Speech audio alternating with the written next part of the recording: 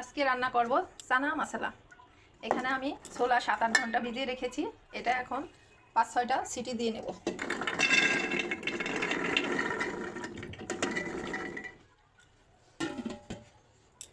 দেব গরম মশলা, এলাচ, লবঙ্গ। এখানে দেব 4 পাতা কালার আসার জন্য। সাদা কাপড়ে 4 পাতাটা বেঁধে দেব। আর দেব পরিমাণ মতো জল, তেজপাতা, লবণ,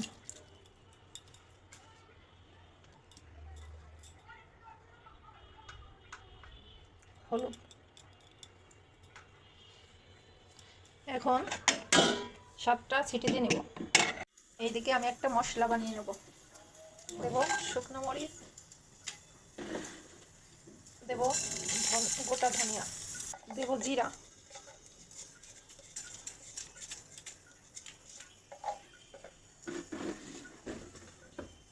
মৌরি।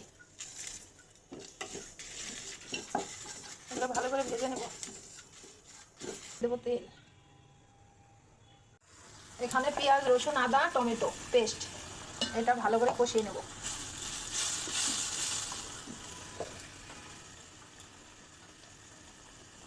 হলুদের গুঁড়ো, লবণ তো আগে দিয়েছি, এখন আর দেবো না। ভেজে রাখা মশলাগুলো মিক্সিতে গুঁড়ো করে দেব। দেব হিং, বিট লবণ, আবার ভালো করে কষিয়ে নেব। কষানো হয়ে আসছে, এখন এই ছোলাগুলো দিয়ে দেবো।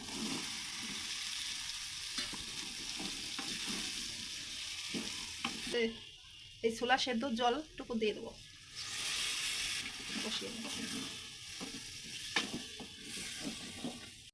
একটা ছোলা ম্যাশ করে এই ছোলায় দিয়ে দেবো। ম্যাশ করে রাখা ছোলাগুলো দিয়ে দেবো। এই মশলার পাউডার দেবো।